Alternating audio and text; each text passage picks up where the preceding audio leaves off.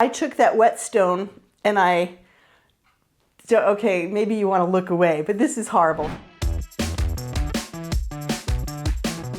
A good chef's knife is one of the most important tools in your kitchen. Most people don't think too much about it, but having a well cared for, sharp knife is a really big deal when it comes to safety and food quality. Today we're going to do some knife care talk, and we are joined by a very special guest, pro chef Nick DiGiovanni of TikTok and TV fame. Hey Nick! Hey Hannah, hey Lisa, great to be with you both today. Well, we're so happy to have you with us. You know, I've been watching you on TikTok. I love what you've been doing, but one thing that really struck me was the way you open every TikTok with that knife throwing into the cutting board. It started making me think about how people should take care of their knives, and I'm hoping you do. I hope you take care of them after you throw them around like that. Yeah, knife care is extremely important to me. And I was actually trained to use whetstones in restaurants, but now given that I really want to keep this knife sharp every single day, I've transitioned over to electric sharpeners, which are just way more convenient for me. We are going to show you a couple different methods of knife care, from electric to manual to honing steels, so you can see how pro chefs and home cooks alike keep their knives in tip-top shape. First up, Lisa. Okay, so I'm going to talk about electric knife sharpeners. Now, I recently updated our testing. When it came time to look at some new competition, we bought our old winner and some new ones, and we did all the testing all over again and just made sure that this was still the model to buy, and it definitely is. I bought this one myself. It's the Chef's Choice Trizor 15. It's an electric sharpener with 3 slots, and they go from coarser to finer, and they will really bring back your knife to perfect condition. I have some copies of our winning chef's knife.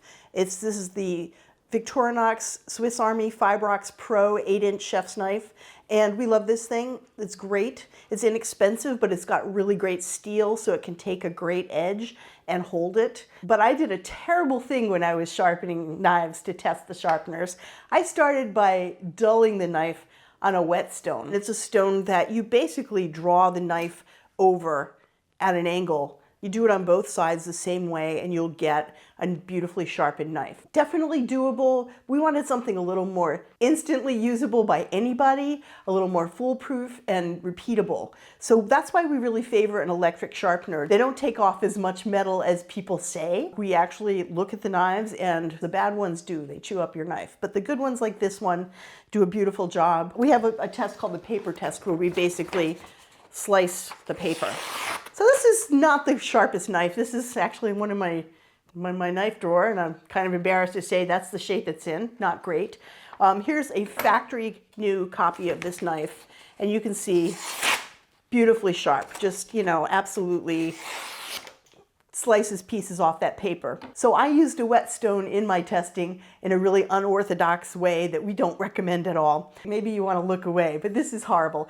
I grind the knife along it, and then I take that same piece of paper. It can't cut the paper anymore. Okay, so you can see it's a big difference. It just rips up the paper and crumbles it. So if I'm going to sharpen on this sharpener, it takes about 2 minutes. And the first thing I'm going to do is I'm going to pass it through these slots, the first set of slots, which is the coarsest one. And there's a wheel in there which is coated with actual particles of diamond. Diamond is harder than any steel. It's going to regrind that edge.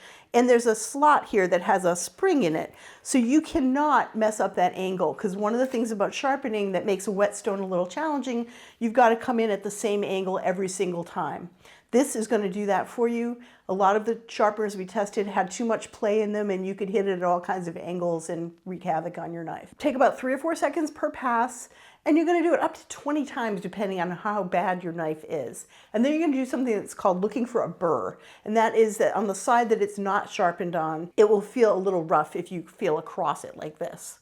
Never go the lengthwise. And then you know you're ready to go to the next stage. So I will demonstrate the first stage.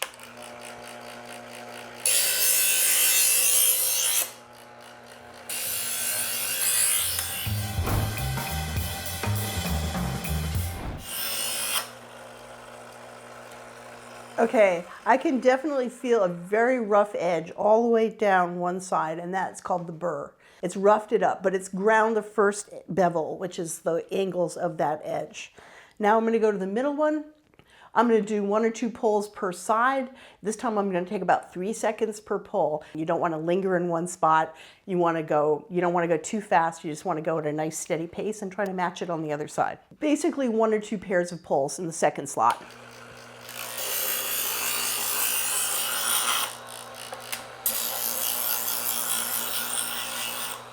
Now I'm going to feel again another burr. So I'm going to go to the third slot, which is the finest slot, and it's basically going to be 3 pairs of pulls, 2 to 4 seconds, and then you're going to do a couple pairs that are really fast. Now 2 real quick ones, 1 second pulls.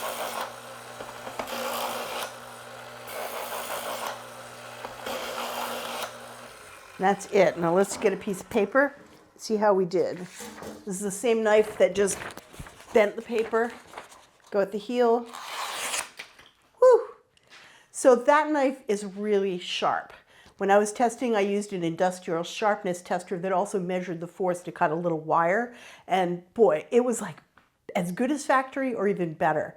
I also sliced up some tomatoes because, you know, paper's one thing, industrial sharpness testers are one thing, but this is just, I mean, wow. Beautiful slices of tomato because this knife is sharp. You don't need a serrated knife.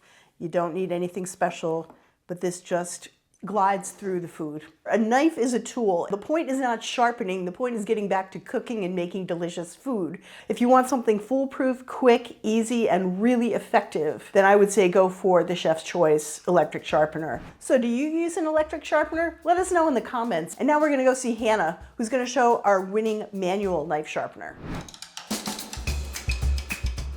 All right, so one of your options for sharpening at home is a manual sharpener. This is actually primarily what I use. They're smaller, they're easier to store, you don't have to plug them in. They're generally a little cheaper than the plug-in models. I think this one's around 50 bucks. This is our winner here from Chef's Choice. There are a couple things that a good manual sharpener shares, you know, across categories. First of all, the guides, the walls that hold the knife in place as you run it through the chamber for sharpening. This model had really tall, thin guides, and that helps the knife hit the sharpening components at the right angle.